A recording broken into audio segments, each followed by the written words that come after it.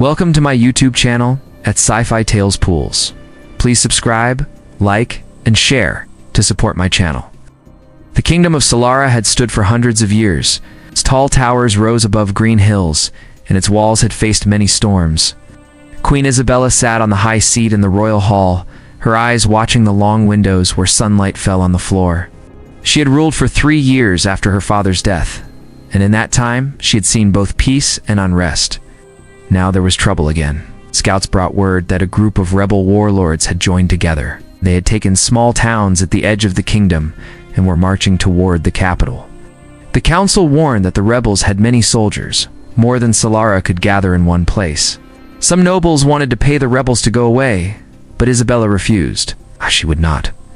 By peace from men who wanted power through fear, the queen trusted her royal guard, a group of skilled men and women sworn to protect her life. Among them was Captain Ethan Cole. He was not the tallest or the loudest, and he spoke little in meetings. But his calm voice and steady eyes gave him a presence that could not be ignored. Most saw him as a loyal guard who had never been tested in great battles. Isabella thought the same, though she respected his quiet loyalty. One afternoon, Isabella stood on the balcony of the palace, looking over the city below. She saw Ethan training younger guards in the yard. His movements were sharp and controlled, but he never showed more than was needed. She wondered why he seemed to hold back. The next day, a messenger arrived, breathless, in the throne room. The rebels had crossed the river faster than expected and were only 2 days away from the city gates. The air in the hall grew heavy. The council argued over what to do. Some urged the queen to move to a fortress in the mountains, so others wanted to call back soldiers from distant posts, but that would take too long. Isabella kept her voice steady. We hold the city. We defend our people. No retreat. Her words ended the debate, but the unease did not leave the room. After the council was dismissed, Ethan stayed behind. Your Majesty, he said, if the rebels come here, they will aim for you first. I asked permission to lead a small force to slow their advance. She looked at him, surprised. You would leave the palace walls. It is not your duty.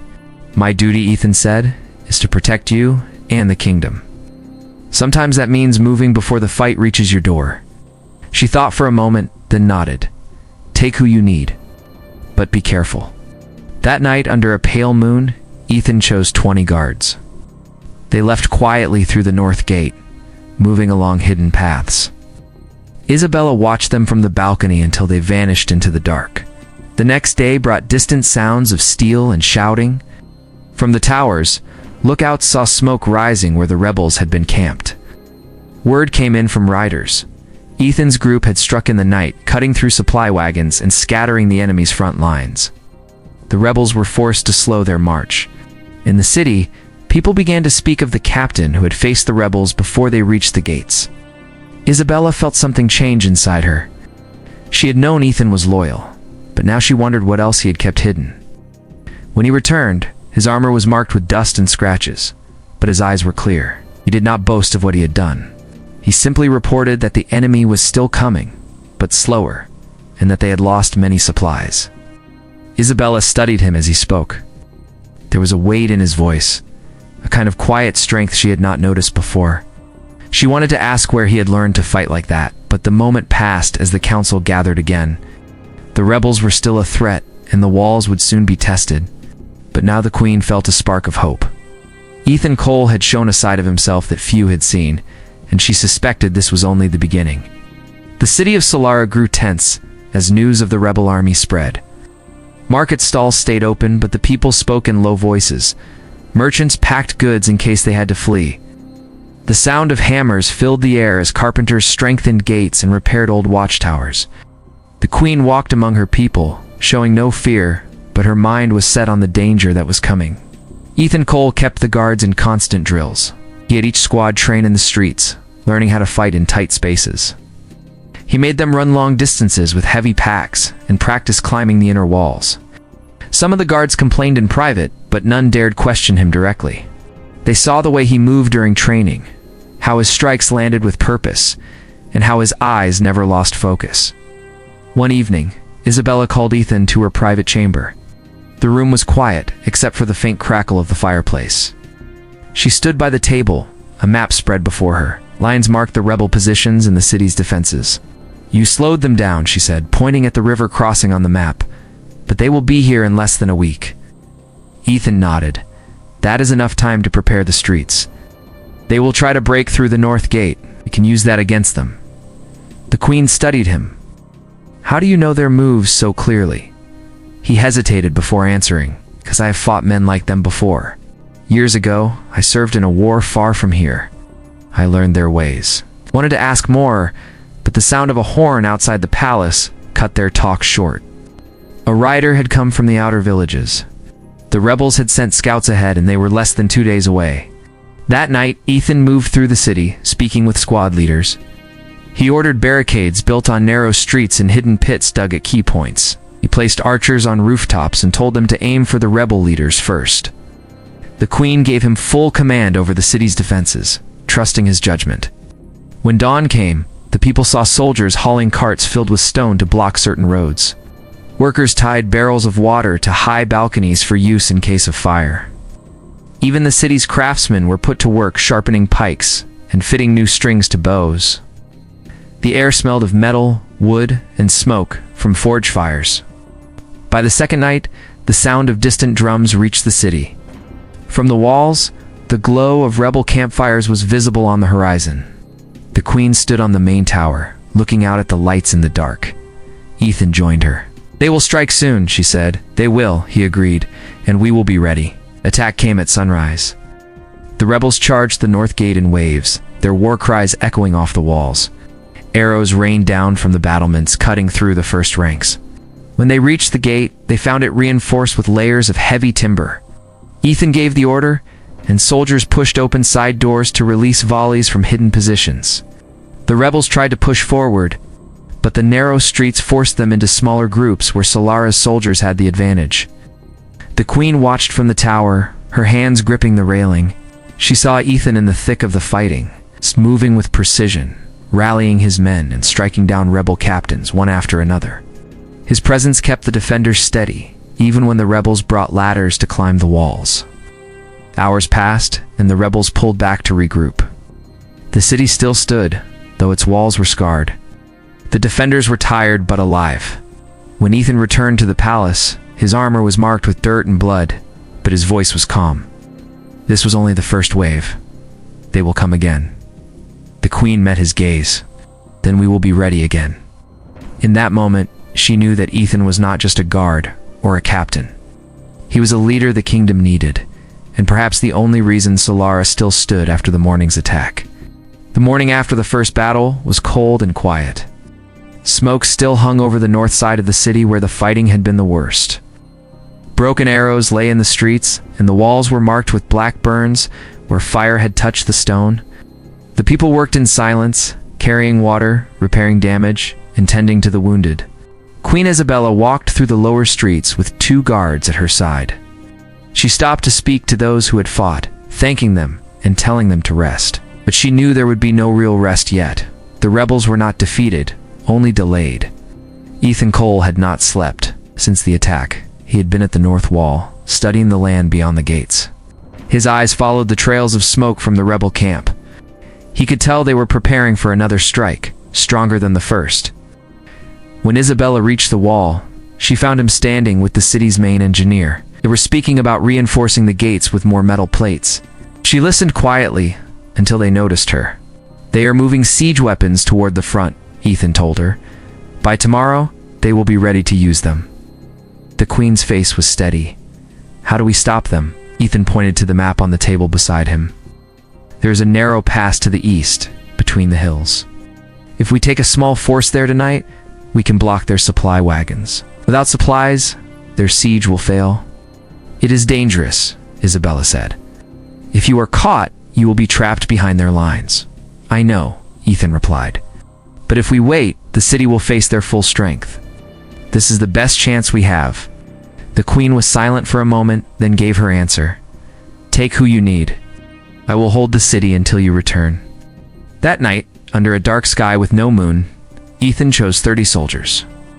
They moved quickly and quietly, avoiding the rebel scouts. The sound of their boots on the dirt was the only noise in the still air. They reached the narrow pass before midnight. There, Ethan ordered them to use fallen trees and large rocks to block the road. They worked fast, using rope and levers to move the heavy obstacles. By the time the first rebel wagons appeared, the path was completely sealed. When the rebels tried to clear the way, Ethan's men attacked from both sides of the pass.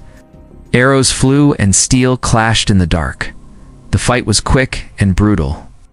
The rebels, taken by surprise, fled back toward their camp, leaving broken wagons and scattered supplies behind. Ethan did not let his men chase them far. He knew the main goal had been met. They returned to the city before dawn, tired but alive. The queen met them at the gate. She looked at the soldiers, then at Ethan. "You have bought us more time," she said. "Time we will use well." That afternoon, the rebels launched their second attack, but it was weaker than before. Without fresh supplies, their soldiers were slower, their strikes less sharp. Led by Ethan, held the walls. The queen watched from the tower as her captain moved through the battle like a man who had done this many times before. He gave orders with confidence, fought with precision, and seemed to know exactly where to be at each moment. When the fighting ended, the rebels pulled back once more. The city still stood, though the people were exhausted. In the quiet that followed, Isabella sent for Ethan. When he arrived in the throne room, she studied him closely. "I have seen you fight," she said. "I have seen how you command. This is not the skill of an ordinary guard." Ethan stood straight. "It is not. Before I came to Solara, I led a regiment in a distant war. We won battles against forces much larger than ours. But politics ended my command and I chose to leave that life behind. And now you have returned to it," she said. "For the kingdom," he answered, "and for you, my queen." She held his gaze for a moment. "Then we will stand together until this is over." Ethan bowed his head. "Till the end." The days after the second attack were tense. The rebel camp stayed in place, their fires burning each night. Scouts reported that their leaders were gathering fighters from nearby lands. The city knew the largest battle was still ahead. Queen Isabella met with the council every morning, but most of the talk was fear and doubt. Some advised sending an offer of peace to the rebels, even if it meant giving up land. Isabella refused. "If we give them what they want now, they will take more later," she said firmly. Ethan Cole stayed busy with the soldiers. He inspected the walls, the gates, and every street that could be used in the defense. He ordered more supplies brought into the city, and he made sure every man and woman who could hold a weapon was ready to fight. One afternoon, Isabella found him in the training yard, drilling a group of young recruits. She waited until the lesson ended, then walked to him. "The rebels will strike soon," she said. "What will you do when they come?" Ethan's voice was steady. "I will break them. But to do that, I will need to take the fight beyond the walls." She frowned. "You mean to meet them in open ground?" "Yes," he said. "If we stay behind the walls, they will keep coming. Their siege weapons will break the gates in time. But if we strike before they are ready, we can end this." The queen thought about his words. She knew the risk. If the soldiers were defeated outside the walls, there would be nothing left to stop the rebels from entering the city. But she also knew Ethan had not failed her yet. That night she gave him her decision. "Take the army," she said, "but do not fail." Before dawn, Ethan gathered the soldiers. Streets were quiet except for the sound of boots on stone. The queen stood at the palace steps, watching as they marched out of the gate. She said nothing, but her eyes followed Ethan until he was gone. The rebel camp was spread across the hills north of the city. Their fighters were still resting when the sound of drums came from the south. Ethan's army moved fast, their shields up, their formation tight. The rebels scrambled to form lines, but Ethan had already planned his strike. He sent a small group to attack the side of the camp, setting fire to supply tents. Smoke filled the air, and confusion spread among the rebels. Then Ethan led the main force straight at their center. The clash was fierce. Steel rang against steel, and shouts filled the field. Ethan moved through the fight with precision, striking down leaders and rallying his men when the line began to bend. His soldiers fought harder than ever, driven by his presence. From the walls of the city, Isabella could see the battle in the distance. She watched the black smoke rise and heard the faint echoes of war. Every moment felt longer than the last. By midday, the rebels began to fall back. Their camp was in ruins, their supplies destroyed, and their fighters scattered. Ethan did not chase them far. He knew the goal was to end the threat, not to risk his soldiers in a wild pursuit. When the army returned to the city, the people filled the streets to cheer. The queen stood at the gate waiting for Ethan. His armor was marked with dust and blood, but his eyes were as steady as ever.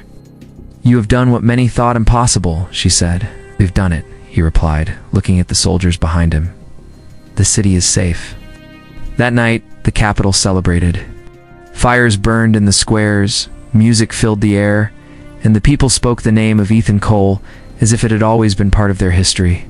In the quiet of the palace, Isabella met with Ethan alone. "You have shown me what you truly are," she said. "Not just a captain, but a protector of this kingdom." Ethan bowed his head. "Serve because it is right, not for titles or reward," looked at him for a long moment.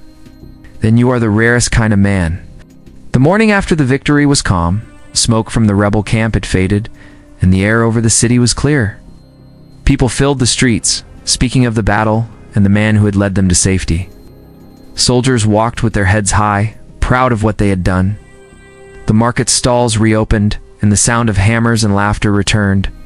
Queen Isabella rose early and walked to the main tower. From there, she could see the fields where the rebels had stood only yesterday. Now they were empty except for a few broken wagons and abandoned weapons. The land was quiet, but the memory of war still hung in the air.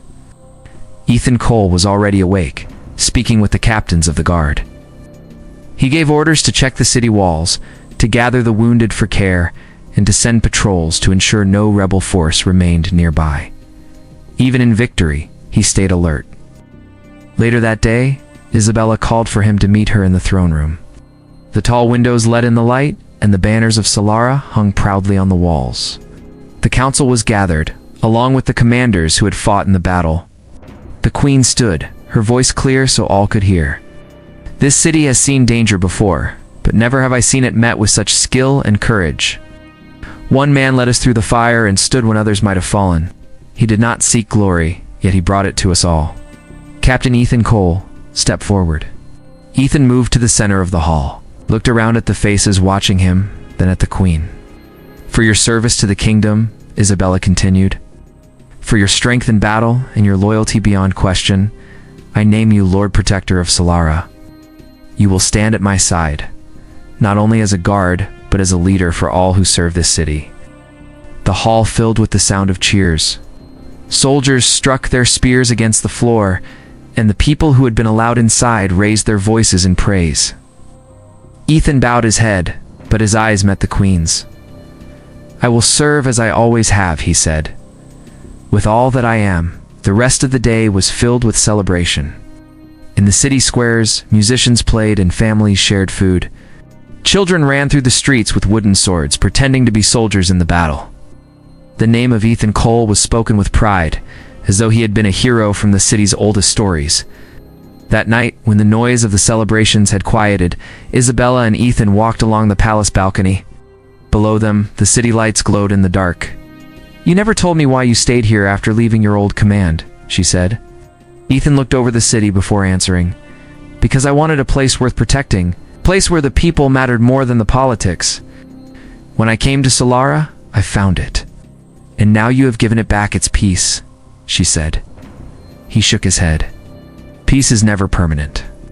But as long as I stand here, I will see that it lasts as long as possible." The queen studied him in the dim light, knew he meant every word. His true might had not been only his skill with a sword, but the will to use it for something greater than himself. Days later, messengers brought news that the rebels had scattered. Without supplies or leaders, they could not regroup. The kingdom was safe. Trade roads reopened, and the villages once under rebel control returned to Solara's rule. Ethan continued his work, training soldiers and improving the city's defenses. He did not change his ways after the title was given to him. He still walked the walls each morning, spoke to the guards directly, and kept watch from the towers at night. Queen Isabella often watched him from the palace. She knew the city owed its survival to him, and she was certain that if danger came again, he would be the first to face it. The people of Solara would tell the story for years, how the rebels came with fire and steel, and how one man, quiet but unshakable, revealed his true might when it was needed most. And how their queen, once uncertain of what lay behind his calm eyes, came to trust him more than anyone else in the kingdom. Thank you for watching and being part of our community.